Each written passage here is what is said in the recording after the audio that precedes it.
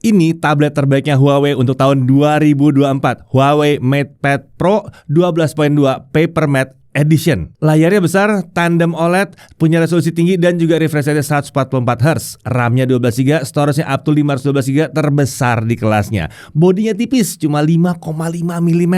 Bobotnya juga ringan untuk tablet 12,2 inci, cuma 528 gram.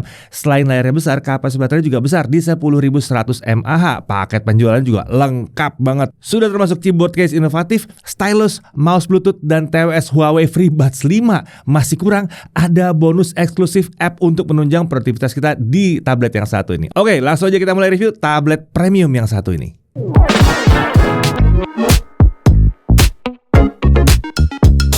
Tahun 2024 ini Huawei Indonesia merilis banyak MatePad series ya. Ada MatePad 11.5 Papermate Edition, MatePad 11.5S Papermate Edition, hingga tablet kelas terjangkaunya juga ada banyak yang dihadirkan. Oh ya, tablet-tablet tadi sudah kita review semua.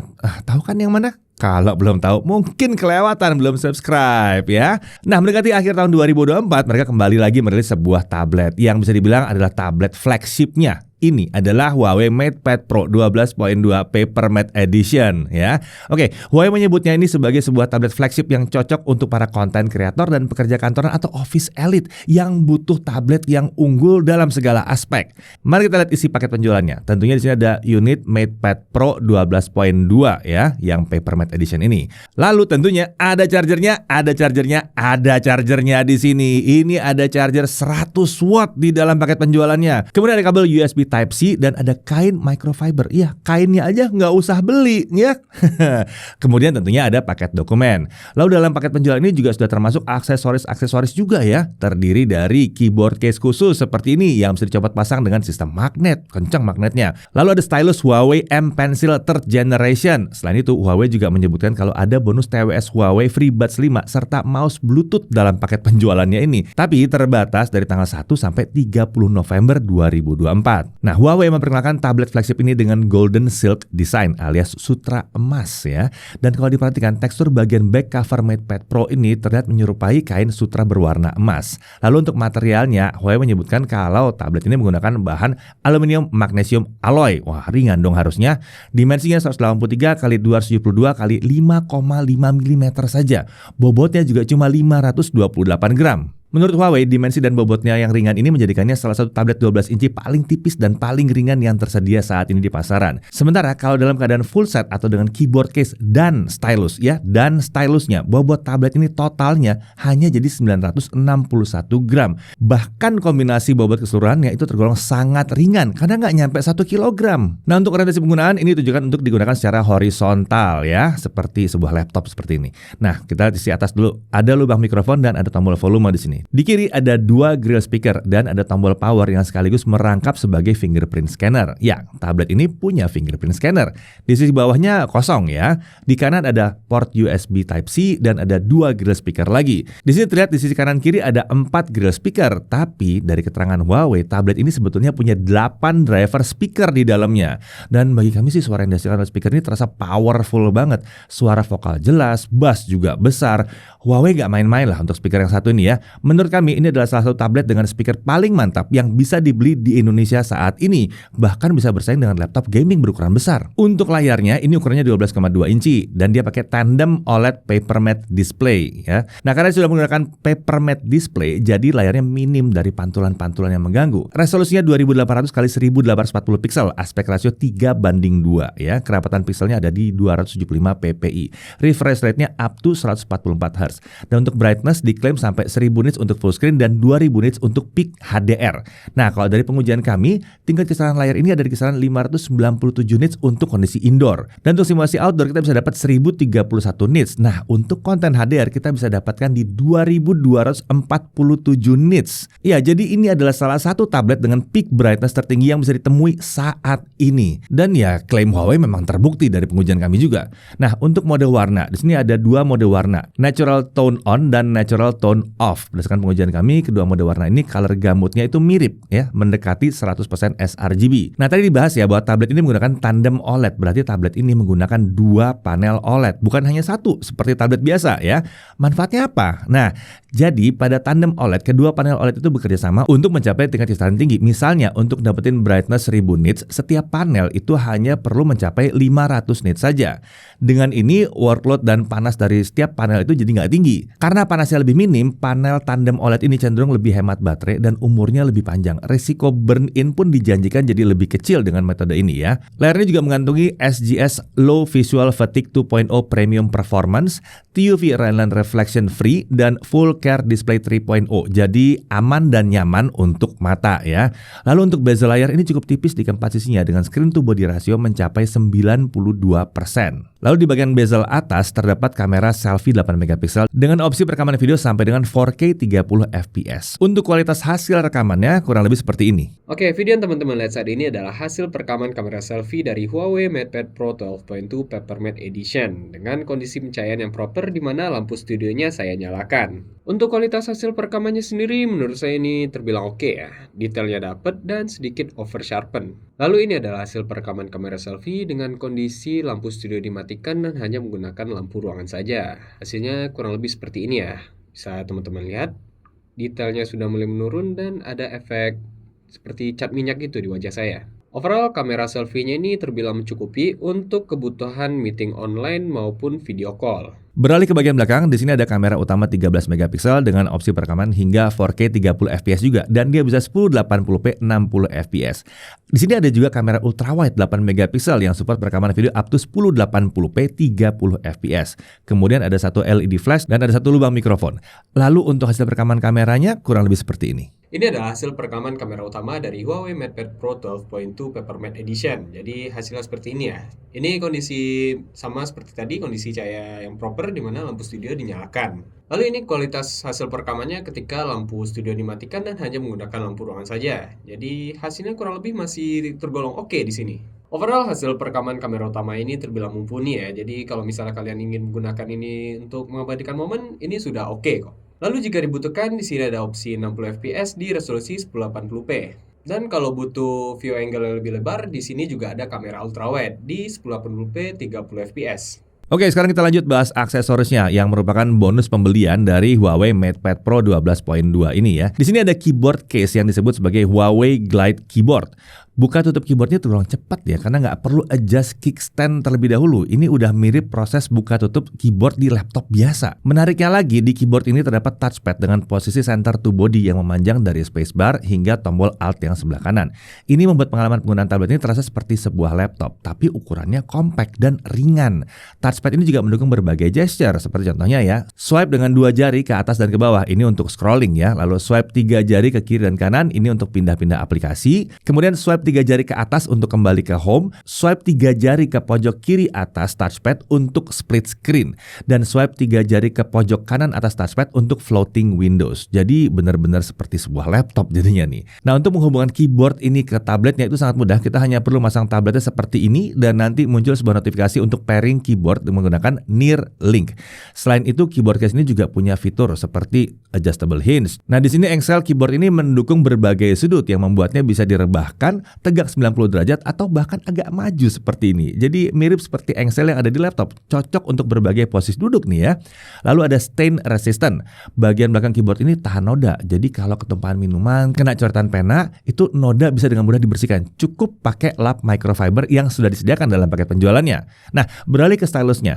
Ini adalah Huawei M Pencil 3rd Generation yang memiliki 10.000 plus pressure sensing level. Ini tinggi banget, biasanya kan di 4.000-an. Jadi presisi tebal dan tipisnya garis itu benar-benar luar biasa di sini. Nah, untuk pairing stylus ke tabletnya ini juga cukup mudah ya. Kita hanya perlu meletakkan stylus ini di bagian kanan atas tablet, lalu akan muncul notifikasi pairing. Lagi-lagi pakai Neuralink.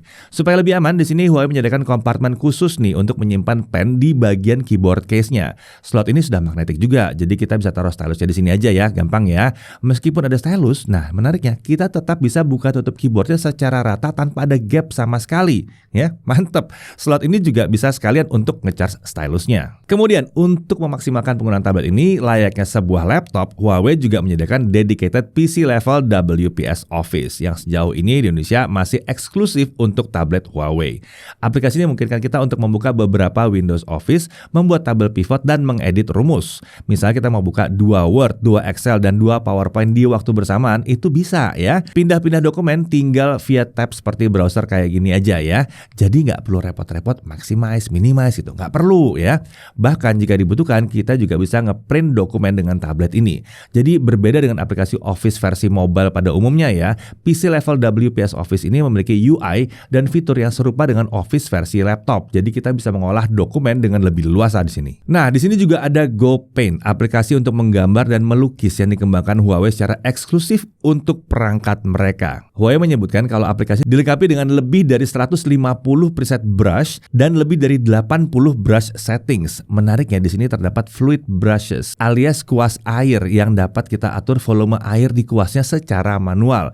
Kemudian ada splatter brush yang bisa menghasilkan efek seperti percikan ke area kanvas. Nah, untuk bisa menghasilkan efek tersebut kita cukup ketuk 2 kali bagian ujung stylusnya aja. Nah, di GoPaint ini kita bisa menggambar di kanvas hingga ukuran 8K atau 8K ya.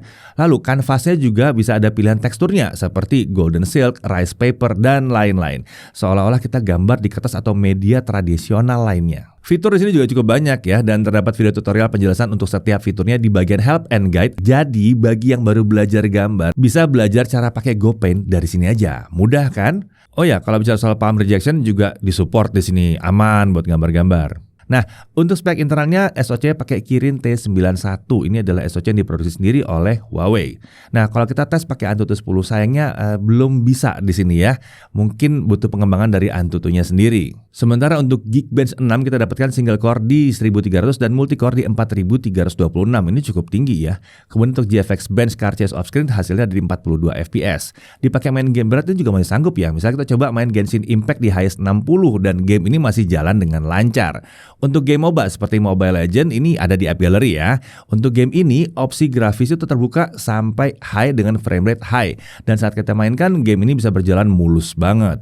Kalau ada yang tanya frame rate dari kedua game tadi itu dapatnya berapa? Sayangnya aplikasi frame rate counter yang biasa kami gunakan itu belum bisa bekerja di tablet yang satu ini. Jadi kita belum bisa ngasih hasilnya. Nah, untuk RAM dia 12GB, storage-nya untuk kami uji di 512GB dan baterainya ada di 10.100 mAh. Huawei sendiri mengklaim kalau baterai ini mampu bertahan hingga 13 jam. Nah, kalau kita uji dengan local video playback pakai MX Player ya, baterainya bisa bertahan 15 jam 42 menit, bahkan lebih awet dari janjinya. Nah, untuk charging dia pakai 100 watt Huawei Supercharge. Ini diklaim mampu mengisi daya tablet ini hingga penuh dalam 55 menit saja. Mari kita tes. Dari 0 sampai 50% kita butuh waktu 22 menit. Sementara dari 0 sampai full kita butuh waktu ternyata bukan 55 menit tapi 52 menit. Jadi bahkan lebih kenceng ketimbang klaimnya Huawei sendiri. Nah, untuk konektivitas yang satu ini adalah Wi-Fi only dan dia udah support sampai 5 GHz juga. Nah, walaupun nggak bisa dipasangin SIM card tapi kita tetap bisa pakai tablet ini untuk teleponan seperti via WhatsApp gitu ya. Bisa gitu. Bluetoothnya ini versi 5.2, display output ini disupport. Jadi kita bisa mirroring ke display eksternal via kabel ya, jadi bisa dipasang ke proyektor, mau dipasang ke monitor, ke TV bisa.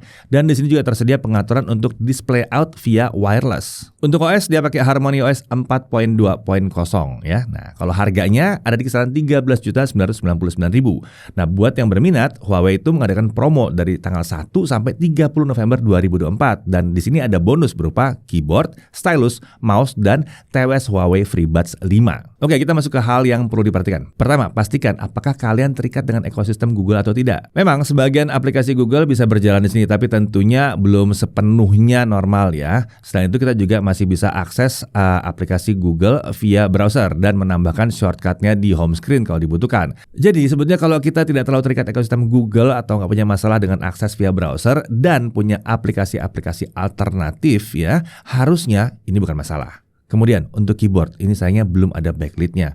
Lalu konektivitasnya ini Wi-Fi only, belum support konektivitas via seluler. Nah, dari sisi kelebihannya, tampilannya itu premium banget. Desainnya tipis dan ringan untuk sebuah tablet yang besar. Nyaman kalau mau dibawa kemana-mana. Bobot totalnya dengan keyboard dan stylus ya, itu sangat ringan, masih di bawah 1 kilogram. Biasanya udah 1 koma nih kalau tablet ukuran 12 inchian begini ya. Lalu kita bisa mendapatkan pengalaman layar tablet kelas flagship, bezel tipis, screen to body ratio juga sangat tinggi. Dia juga udah support stylus M Pencil Gen 3 ya, kemampuannya pun luar biasa deh, tinggi itu kemampuannya. Lalu paket pembeliannya sudah include keyboard case dan stylus dan banyak lagi yang lain tadi. Jadi nggak perlu ngeluarin biaya ekstra untuk aksesorisnya. Keyboardnya juga inovatif, fiturnya juga melimpah. Layarnya, wah brightness-nya terang banget, nyaman digunakan bahkan di luar ruangan. Baterai juga besar dan tergolong cukup awet. Chargingnya ini juga kencang ya. Kemudian dia juga support display out ya, baik pakai kabel maupun tanpa kabel. Dan juga support banyak software produktivitas juga. Fingerprint scanner juga ada di sini. Speakernya, ini luar biasa, keren ya. Bassnya besar, volumenya lantang, mantap bener ya. Kemudian baik kamera selfie maupun kamera utama sudah mendukung perekaman video hingga 4K 30 fps dan ada opsi 60 fps di kamera utamanya. Lalu dia juga punya kamera ultra wide. Oh ya, kalau bicara soal palm rejection juga disupport di sini, aman buat gambar-gambar. Oke, pertanyaannya, tablet ini cocoknya buat siapa? Jelas ini cocok buat kalian yang butuh sebuah perangkat pengganti laptop dengan dimensi yang compact, bodi yang tipis dan bobot ringan ya. Tentunya ini akan cocok untuk semua orang yang tidak terlalu bergantung pada ekosistem Windows. Biasanya sih yang muda-muda sih udah nggak bergantung. Apalagi kalau kalian butuh sebuah perangkat pengganti laptop dengan dimensi yang compact, bodinya tipis dan bobotnya ringan banget. Lalu juga cocok buat kalian yang butuh perangkat penunjang kreativitas. Tablet ini juga bisa menjadi salah satu pilihan ya, karena aplikasi GoPen yang tablet ini cukup bisa diandalkan untuk menggambar. Lalu ini akan cocok juga buat kalian yang sedang mencari perangkat untuk kebutuhan multimedia. Secara layarnya tergolong cukup besar dan kuota speakernya mantap banget buat kelas harganya ya. Pada akhirnya, kalau yang kalian cari adalah sebuah tablet flagship yang portable dan bisa menggantikan laptop di beberapa skenario, tablet yang satu ini memang layak sekali untuk dipertimbangkan. Saya Deddy Irfan, Jaga TV TV.